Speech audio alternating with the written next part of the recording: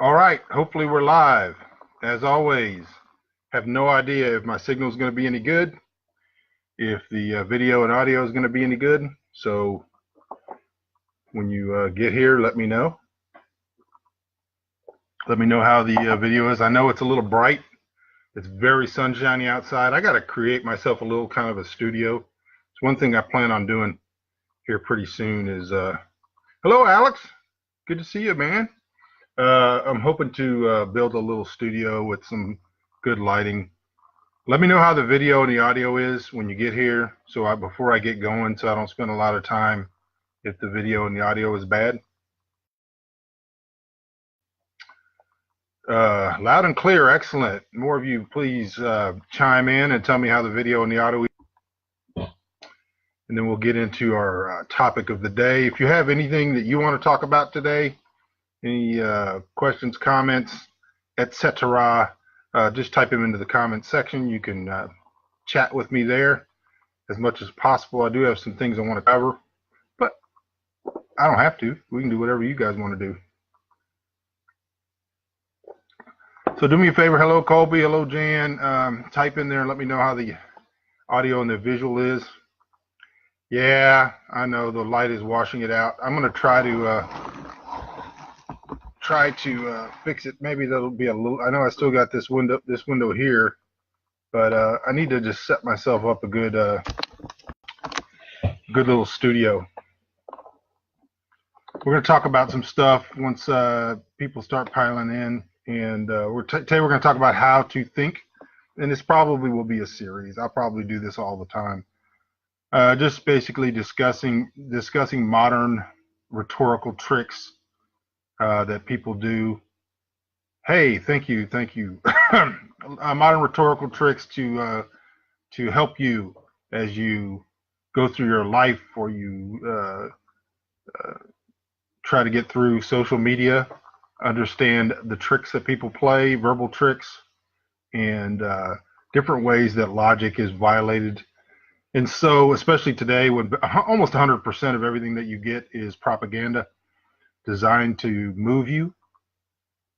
People are moved by their news, and so when things happen much slower, it was very much more difficult to move the populace. And today you can move everybody one way or another in 5 minutes if you can produce the proper propaganda or the proper propagandized event.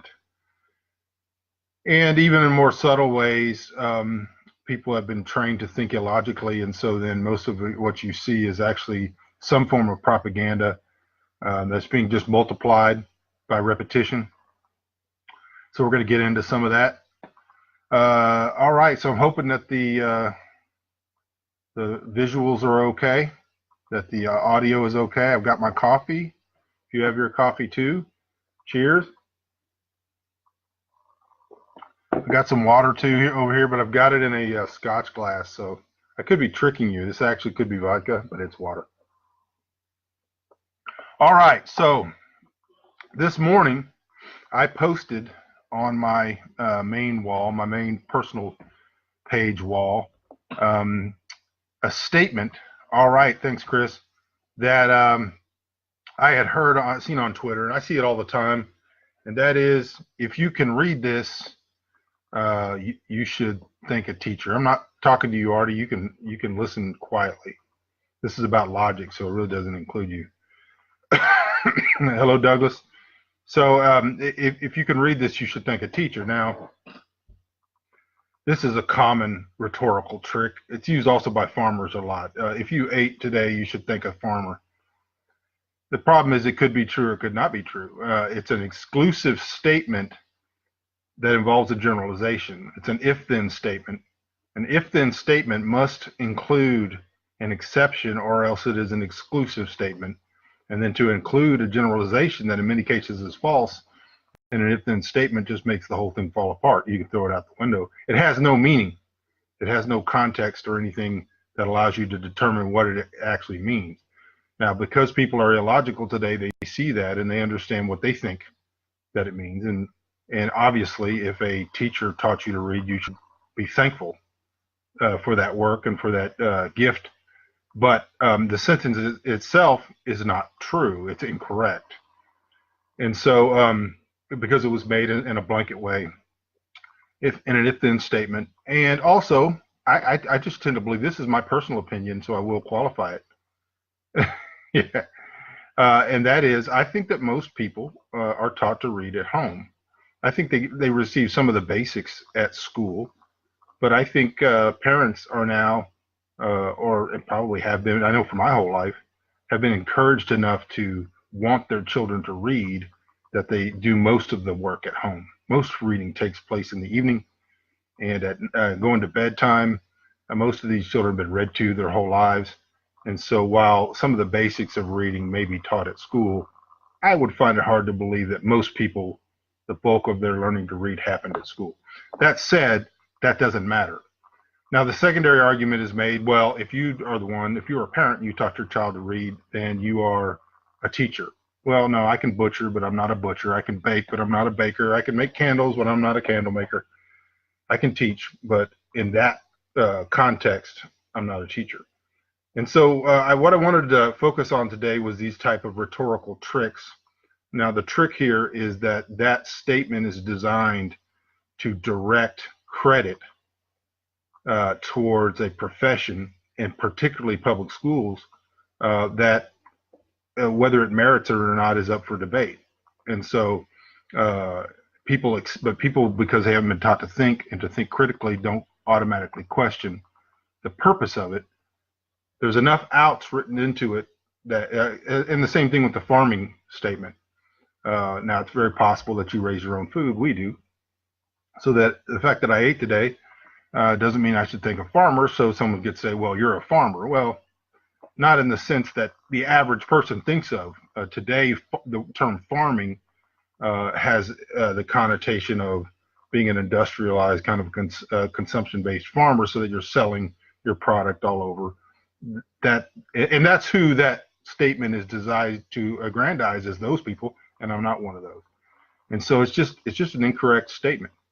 And so I'm only using these things as it doesn't matter. I'm using them as an example of how you are constantly barraged with rhetorical tricks that have purpose behind them. All right, so logic and rhetoric. Now, if you followed me for any length of time, you know that I focus a lot on logic. Chris says, you didn't build that.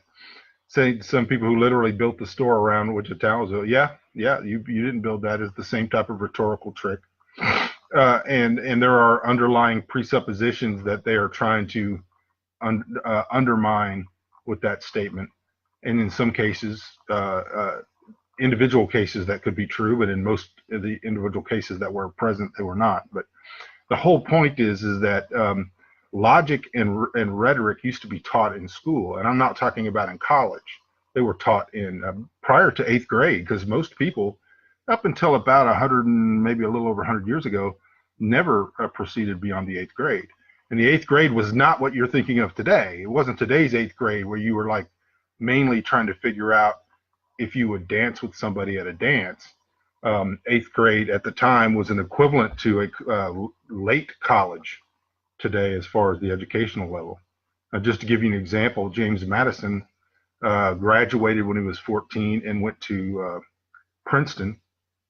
And the application, by application, I mean the process to get into Princeton, was that you had to be interviewed by a panel of instructors, and you had to be able to answer questions or to quote from any book that they would choose, pretty much any book.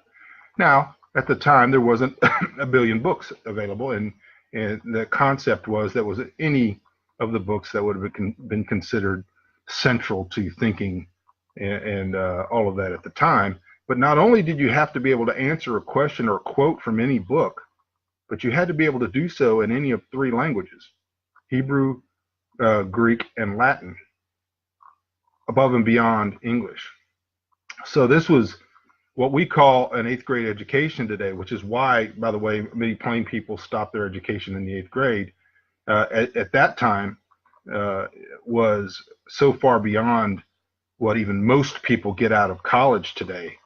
So rhetoric and logic were taught. Now, the textbook for logic for over a century was Isaac Watts' book called Logic. Isaac Watts was wrote hymns and lived in England, and he wrote a book called Logic. And the reason that logic was important was because it was the superstructure of conversation and of ideas. Okay, and so give you an example.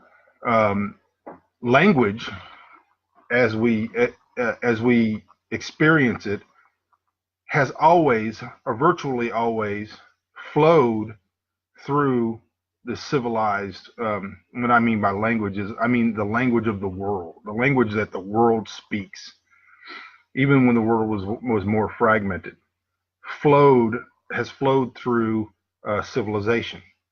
All right, and so while any individual nations post Babylon had their own language, there was a language that was spoken by almost all nations that were involved in any form of trade, barter, mercantilism, exploration, colonialism, anti-colonialism.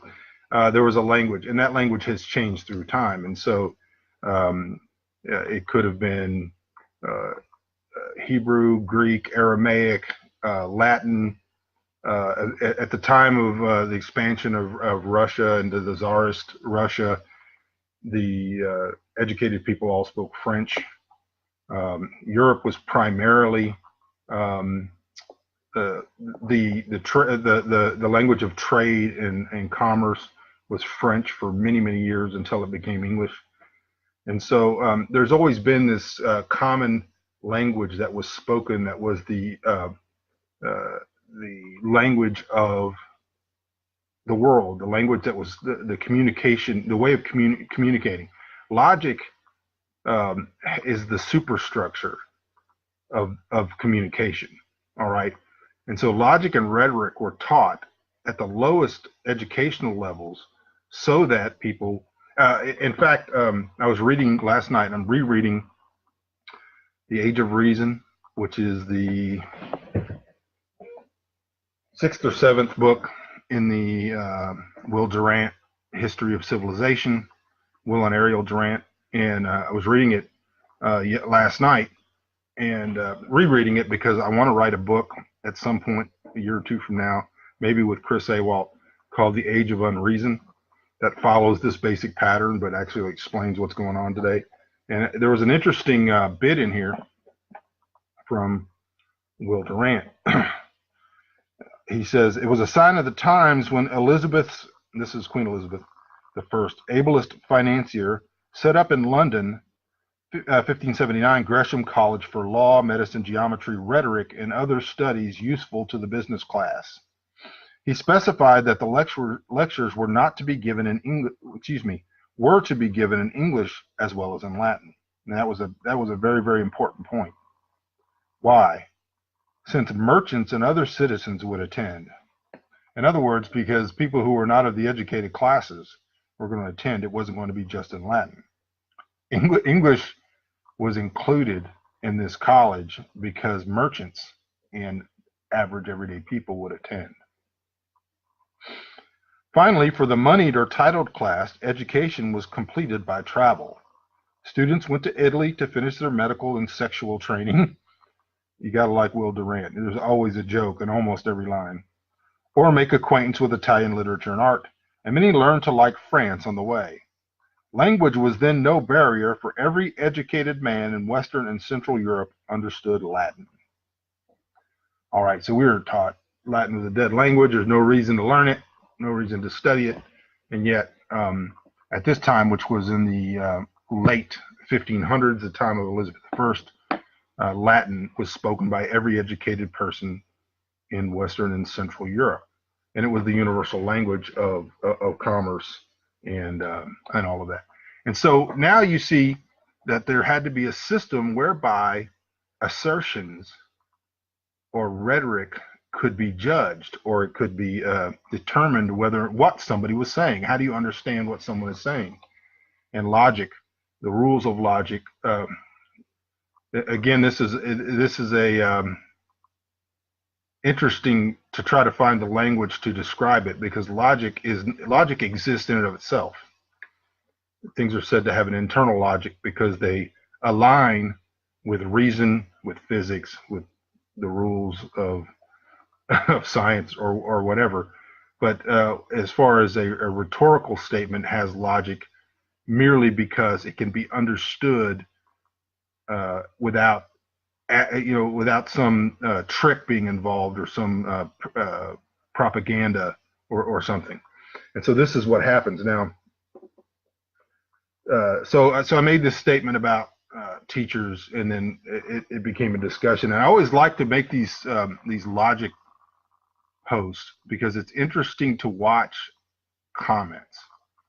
Inevitably, there is someone who didn't read the post, or they react emotionally to it, or from their training. And there's always a what I call a blue sky comment. Blue sky a comment is when somebody reacts. They understand, perhaps you understand your point, and either because they're defensive or because they have a point they want to make, they eradicate the entire point, and then they just make a statement that comes out of the blue sky that has there's no mooring between it and the original comment. So somebody said in there, I said this about teachers, and this wasn't a shot at teachers or to say that teachers aren't valuable or that they shouldn't be thanked if they did teach somebody to read. This is merely a logic exercise. And so a lady posted that also there are children that go to school and they feel more at home at school and they call their teachers mommy. Well, you just go, okay. I mean, you can yell, otters are not birds. It's a great sentiment. Glad to know that, but it has nothing to do with the point. And the point was a logical discussion on the logic of the original posit. Chris says, emotivism, following A.J. Ayers, came to replace logic as the standard for discussion. But its problem is that it didn't rely on informed emotivism, which has appeals to logic. Exactly. And what happens is that and this is my end point, which I'm going to get to, is that there's two purposes in rhetorical tricks. The first, or let me say there's two motivations in rhetorical tricks. The first, which I would consider to be an innocent motivation, is that because people think illogically, they make connections between unconnected things naturally and without any conscious effort. And this is reflected in their rhetoric. They then use sometimes very advanced rhetorical devices unknowingly. They're not trying to do it. They're doing it because it's just a part of their mental training. And so you find people who are very advanced in rhetorical tricksterism, and who don't know that they've never learned the rules of logic, so they don't know that they're doing it. Alternatively, there are people who use rhetorical tricks purposefully. In other words, they are doing it on purpose to trick you. And the way you find out is when someone uses a rhetorical trick, when you bring it to their attention and you challenge them on it, they don't admit it and explain themselves further so that their point is made. They get defensive, or they get argumentative, or they double down. And when someone does that, now you've gone beyond a mere rhetorical trick that has been identified, and you've gone into what today in my post I called casuistry, which needs some explanation. And I will get into the definition of explanation of casuistry in just a minute.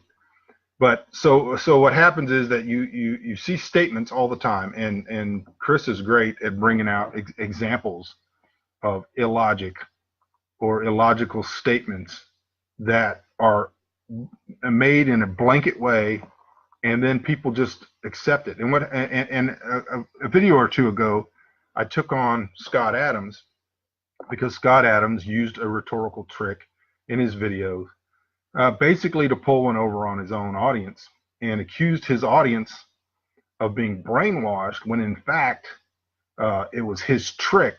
It was a magic trick that he did that made this appear to be so. And so I don't want to go back through that whole argument, but I do want to address Scott Adams in general because he's a master at this type of rhetorical magic or trickery. And so in that case, he made a statement, a plain statement that based on, and I'm not going to go back through the whole thing. I'm just going to, sophistry, yeah, I'm going to get to that. That's part of my explanation of where I'm going. But so he made a statement that was unprovable, completely in and of itself had no support. His audience immediately reacted to that statement and the elements that were in that statement through a histrionics, like, oh, I can't believe you're all just brainwashed. I'm gobsmacked. You're all just brainwashed. He then reiterated his point, but he changed the goalpost. He moved the terms to one that he could more easily use to get to the point that he had. Now, when I challenged him on this, he went on his next video and he admitted that that's what he did, but he didn't admit the results of what he did. He accepted the results as part of the second iteration of his point and not the first. So him being gobsmacked and calling them brainwashed was based on their rightful rejection of his initial posit, but then he changed it, admitted he changed it, admitted to all the elements of the trickery, and then just established that the reaction from his audience was to his second point, which he hadn't even made yet. And so then his next step is to challenge his audience to debate him based on his altered position. And then when they jump through that hoop because they're anxious to go back and argue the original posit, which he has dismissed, and in their minds, they're making that argument. So they're going, okay, I'm going to make this point, I'm going to make this point, I'm going to make this point. While they're doing that, he's adding elements to the argument that are impossible for anybody who has any logic and reasoning training to accept. So they don't even hear that part. So then he says, okay, but if you're going to call in, you got to do this, you got to do this, you got to do this. And they're hearing, their minds are still on how easy it is to prove their first point. Then he gets them on the air. Within a sentence or two, he cuts them off and then declares victory. And I call this the Scott Adams trap. And I hope this and it won't, but I hope it comes into a more common usage because he knows that he's doing it. Now, this is the whole point. Logic, when it is being violated, again, can be a kind of a knee-jerk trained response that where people don't understand logic and so they don't understand what they're doing. And then there's actually a third way I'm going to get to. And the second way is that it is on purpose and it's used to deceive. It's used for, and now that deception could be malevolent. It could be to harm people, or it could be something that, Sean Hannity or whoever else on the other side uses to try to win an argument that's pointless anyway, because everybody they're talking to has already made up their mind. But this type of, Chris used the word sophistry, which I'm going to get to definitions of these words in here in just a minute, is purposeful. It is purposeful lying is what it is. And this is what I called Scott Adams out on, in which he was not able to defend. He just doubled down, which is what they will do. Now, I said there's a third way. And the third way is this, and that is there are people that have no idea of any of the rules of logic, and therefore they use rhetorical tricks unknowingly all the time because it satisfies something in them to feel like they won an argument or they won a point when the point is uncontextual, unprovable, and completely out of the blue, there's no there. And I said on the other side, you have people that are doing this. They know they're doing it. They're practiced at it. They use it as magic in order to establish something in the minds of an audience and to reiterate it over and over and over again until it becomes fact to them.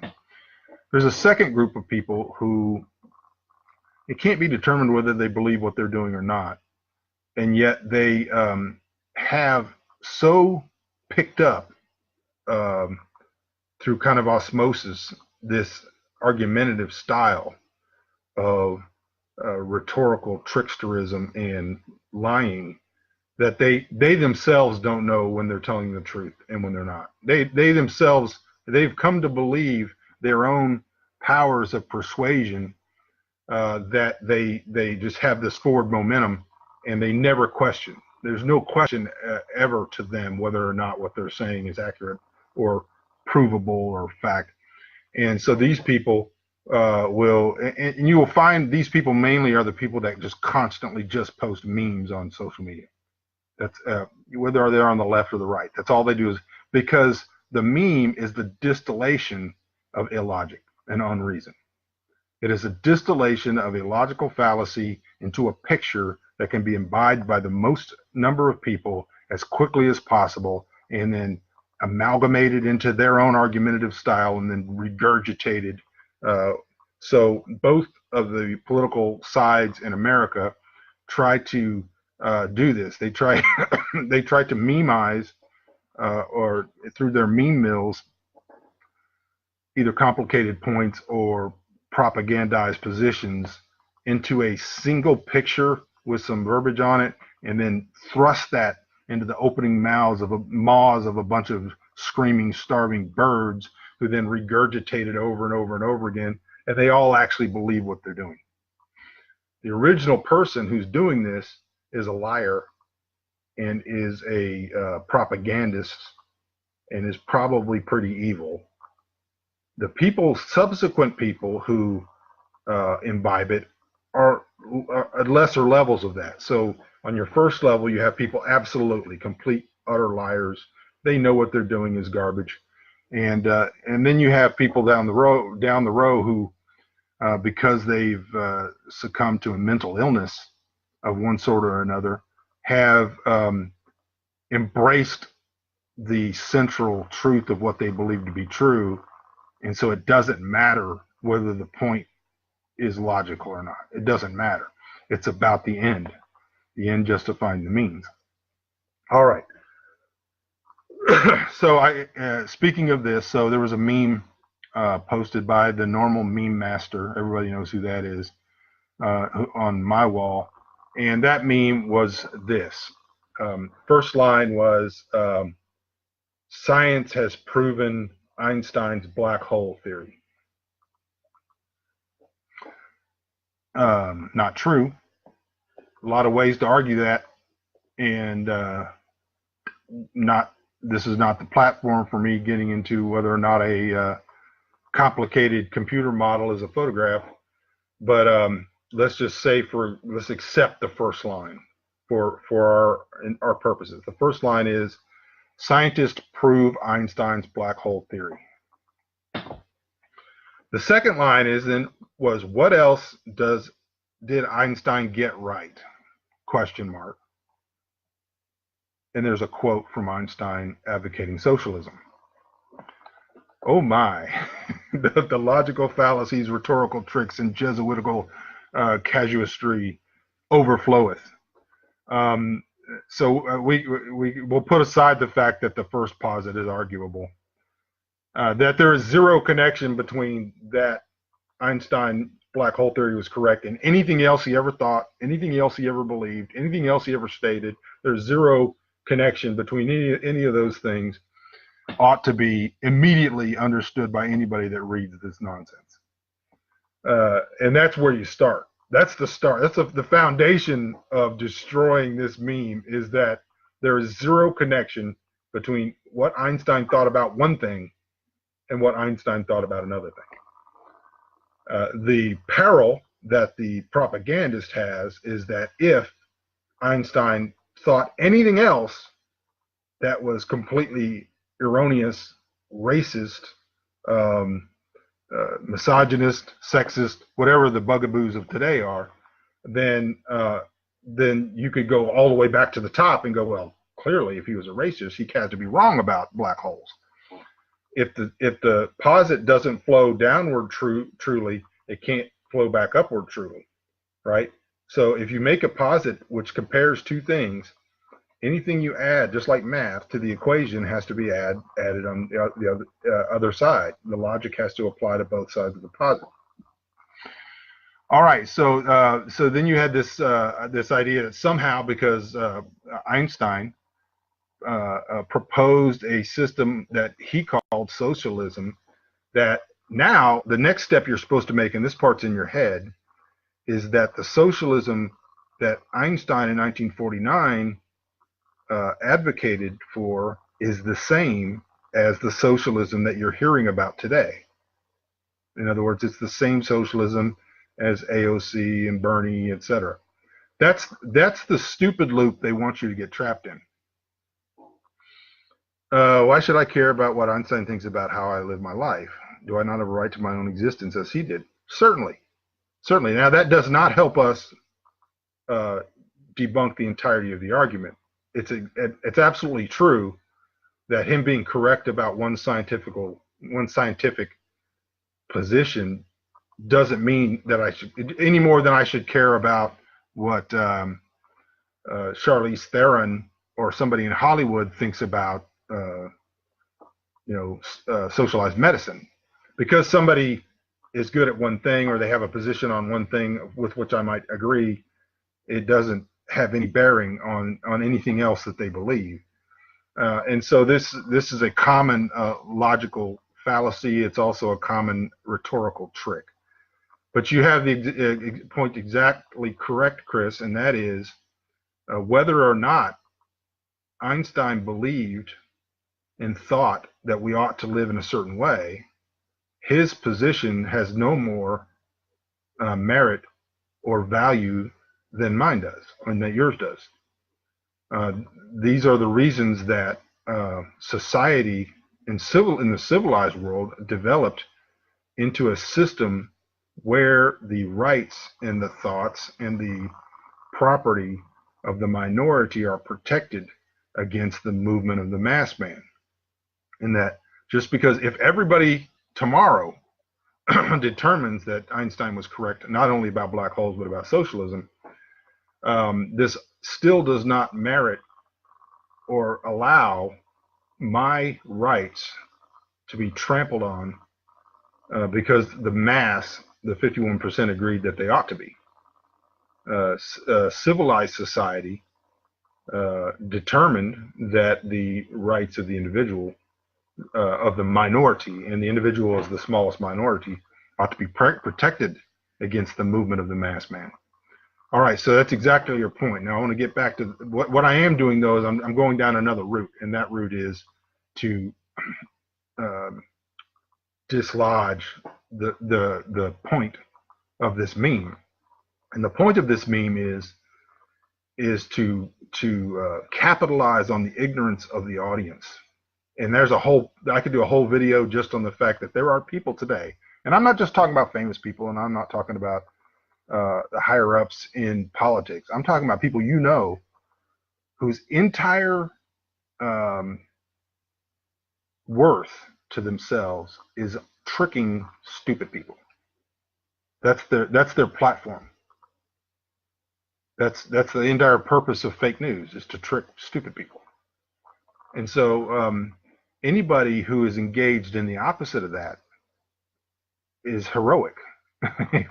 If you're engaged in actually educating people, not on the specific political policies, but on how to look at a subject and be able to determine whether or not you're being tricked, whether someone's trying to trick you with words, that's a heroic endeavor.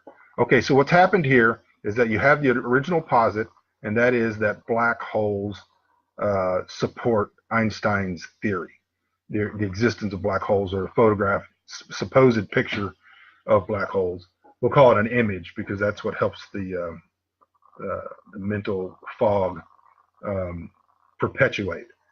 That a black hole, the image of a black hole validates Einstein's theory about black holes. Because of that, we are then to accept that Einstein, his position on socialism somehow has some higher value. And the trick then is to say that Einstein's, or to infer or imply, sorry, that Einstein's socialism is the same as Bernie's. That's what they want. That's the attempt here. Is it? No. Einstein was very clear in his article on socialism in 1949 that his idea of a managed economy had as its purpose the largest amount of freedom and protection for the individual in the protection of his life, liberty, and property. So this is the opposite of what Bernie and AOC and them believe. Einstein, if you go read his article, it's called Why Socialism, I think, in 1949, states that this is his ultimate purpose, is his beef, which is a beef that any, in my mind, reasonable people have, is that the type of capitalism that was then developing, which is a corporatism and an oligarchical capitalism, was antithetical to individual human freedom, in that it was a force that used the mass of capital, to attract more capital to itself, and so that in this way the poor were being forced through monopolies and through other economic means into onto an economic ladder on which all the rungs had been removed. That's the basic point. It was causing an eradication of the middle class. Now, the free market, leave the word capitalism off, particularly in America, had created the largest middle class in history. And whether you agree or disagree with Einstein's socialism theory, he saw the eradication of that middle class by practices within capitalism that were not free market. All right. So this was not an argument for AOC style socialism or Bernie style socialism. This was a argument for a managed economy that protected the rights of the individual against the moneyed class, which I think most of us reasonably would agree with at least that portion of it. Secondly, Einstein in the 1920s traveled the world and had some pretty racist things to conclude about many other people in other countries. For example, he traveled to China. He called them a filthy people who were more like beasts of burden, and that they basically operated like a beehive and not like individuals with brains, and that he did not want to see that type of society established in America. Now, this was post-1948, so, excuse me, it was not, it was pre-1948, so he was not speaking particularly about communism, but he was speaking about a race of people in animal terms, and I'm sure that the person who posted this meme would not like to have that fact appended to his meme, and that is that, well, if Einstein was right about the black holes, then Chinese people must be a filthy people who are more like beasts of burden, because that's the logic that was applied, and that's the logic that ought to be then utilized on this person who posted it. But they're not generally smart enough to figure that out, and you can prove that they are dishonest because they won't back off from the claim. They'll either double down, they'll dilute, they'll pull the octopus, which is they'll spray ink and try to hide underneath the obvious what could be deduced from what they said. Criticizing Einstein, yeah, Einstein got a lot wrong. In fact, just put in Google 5 things Einstein got wrong. But I liked Einstein. I used him in one of my books. Some of the things he had to say about God were really, really good. All right, so that was the the thing on Einstein. See if I'm looking at. I just about 2 minutes before I go on the air, I write down some notes. So we talked about the Scott Adams trap. Will Durant, the use of logic. By the way, get Isaac Watts' book Logic. Don't tell me you can't read it because you're not smart enough. Reading when it is not for pure entertainment ought to be difficult.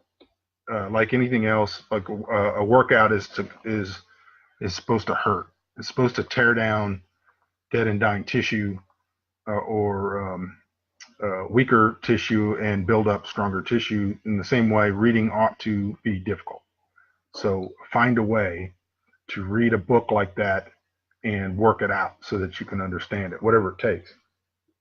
We've gotten to the point of casuistry, and I'm going to have to go through the kind of the history of the definition of this term because I've used this argument or this point a lot over the last 15 years, and a lot of times people will go, "Oh man, I forgot to get into Scott Adams' other rhetorical tricks." We'll have to do that on a future video if somebody will remind me. Particularly, he likes to use the term that you're lost in the weeds, a kind of a golfing term, and he does that to mean that you are staying on point when he's gotten off the point. And then to everyone else, he argues that their point has gotten off the point while he has stayed on the point. But I will get to that on another argument. Oh gosh, there's so much good stuff there. My mind automatically switched gears into like going into Scott Adams' rhetorical tricks. I like Scott Adams, and I still listen to his podcast in the morning when I can catch it. But where was I going? Casuistry. Okay, so casuistry was originally a science or a study of the way that, and I'm paraphrasing here. If you want to look up the actual original definition of casuistry, go to the 1828 Webster's Dictionary, and it defines it as a science or practice of apologizing or producing an argument or an apology or a position on a moral subject. So, and primarily it had the implication of something that is questionable morally. So today we would say, developing a position on abortion or a position on something that is questionable morally, that science and practice is casuistry. This is not what this word means anymore. That's how it started, and like most words, they develop meaning. The science of casuistry was taken up by the Jesuits, which is why you'll almost always hear somebody say Jesuitical casuistry, which is sophistry that is developed to give reason or argument or a moral sanction to immoral activity. And so the Jesuits were hired or brought into governments around the world to provide moral justification for immoral behavior. And they became experts at it, and this is called Jesuitical casuistry. Through time, the Jesuitical was dropped off, and today even the term Jesuitism is burdened and ought to be burdened with this idea of casuistry. Today, when I say casuistry, what I mean by that and what I think its general meaning is when somebody is purposely deceiving in a justification for a position or activity, although prima facie, on its face, the behavior, the argument is immoral. So when you see punch a Nazi arguments or anti-free speech arguments or arguments for excluding ideas from social media platforms, the arguments are developed purposefully in order to deceive people to perform what is an immoral act and to have a moral reason. Now the biggest example for these that you will remember in your own lifetime is starting with the justification for war in Iraq after 9/11. There was the development of what was called the Land Letter, which was developed by 7 evangelicals who created a Jesuitical casuist argument that validated offensive war. So Bush went to these theologians and said, I need an argument for an offensive war in which the party that we would be attacking cannot be shown or proven to have attacked us or even have that intention. This is a true story. They should make a movie of just this. I guess they probably have,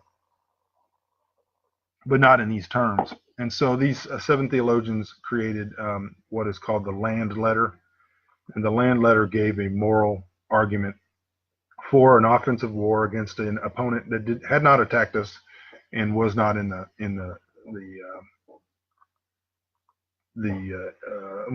motion of preparing an attack against us. The Land Letter then developed into the search for WMDs, and which turned out to be a hoax. And that whole line of, and the same thing happened with the Patriot Act. And so what would happen is, nowadays, there's not even a conscience to ask for it. There's not even a conscience to ask for a justification for an immoral act. Pardon me. That's not even a thing anymore. So casuistry, for the most part, according to its older definition, was because people felt like they needed to have a justification. Now, the human mind is capable of rationalizing any behavior and justifying any behavior.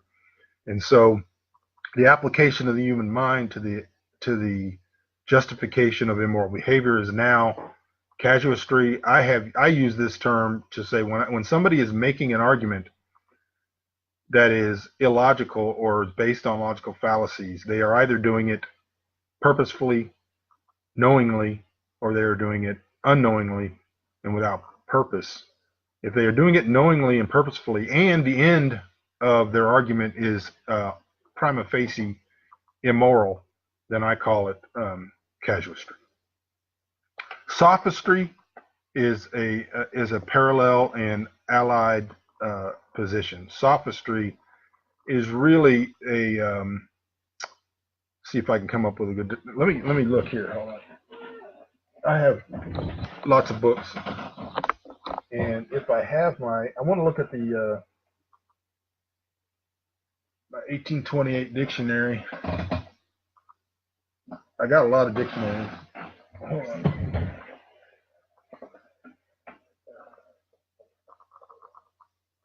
Let's use this big one. I don't see my 1828, so I'm going to use this one here. Let's look up a really good definition of sophistry. It's going to have to go way back in this book.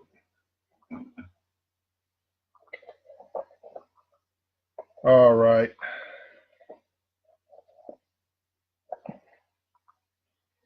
There's a lot of words. But one of the ways that you can learn things is to go find the old original definitions of words and then follow its development. All right.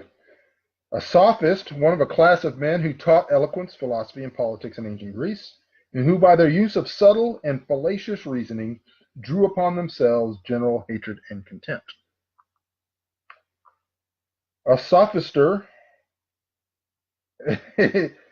is anyone at Cambridge who has advanced beyond the first year of residence. All right, let me see. Let's get to sophistry. There's a lot of sophist words here.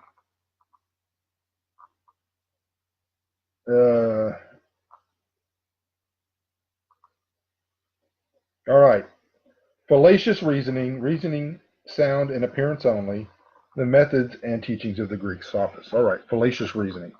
So sophistry is fallacious reasoning, which is what I've been explaining. I've been trying to focus more on the intent and the actual flaws and the unreason itself, the logical fallacies themselves. So I think if you've made it through this far today, I think you have at least a history of and some examples of how sophistry and casuistry are used in deceiving people. And I think I've given a lot of good examples of how these things work and how they develop.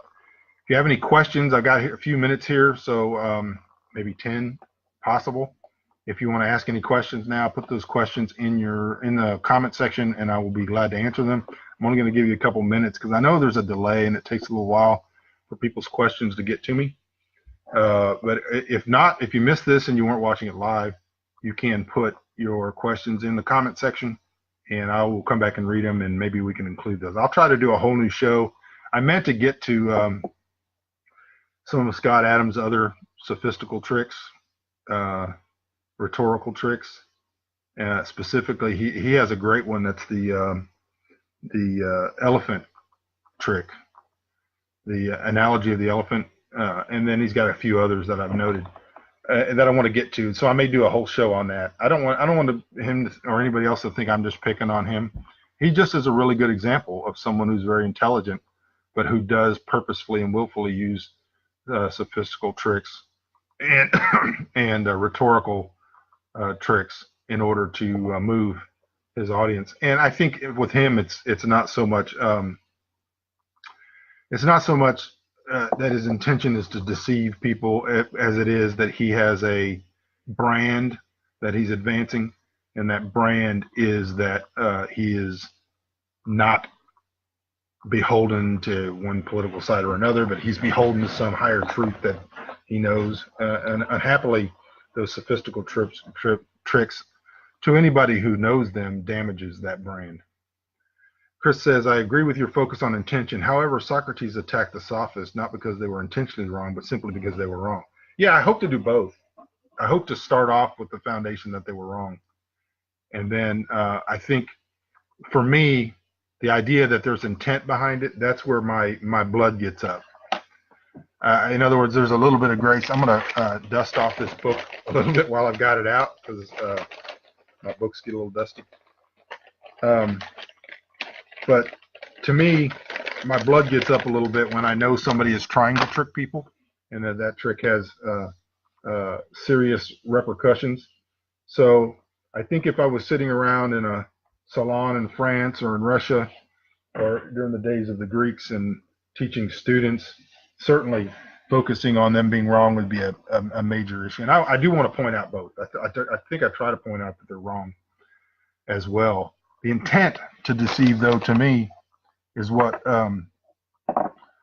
is liable to turn my reader or my viewer against whoever it is they're getting their information from. If I tell them that Fox News or CNN is wrong about a story, then perhaps they think that that's a individual or a unique event. When I show them that somebody is intending to deceive them, hopefully, and it probably won't make any difference, hopefully that at least makes them examine where and how they get their information. All right, I'm here for your questions, comments, discussion points, anything else you want to talk about. Like I said, hopefully at some point, Chris and I are going to get to write this book, The Age of Unreason.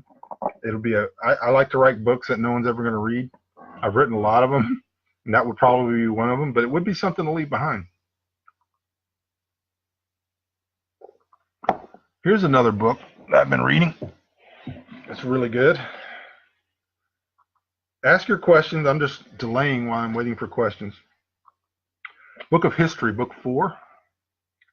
And this one turned out to be wonderful for me because it starts off with the early Babylonian history. It didn't start on there. It has the earliest Babylonian history. And I found this to be really, really fascinating, especially in concert with my study on the book of Genesis. And now speaking about Nimrod in the book of Genesis, this is really, really good. Just looking at books that are on my desk at the moment. All right, I don't see any questions, so I guess that we've run out of interest in this topic for the moment. Appreciate you guys tuning in, and I will talk to you all again soon, Lord willing.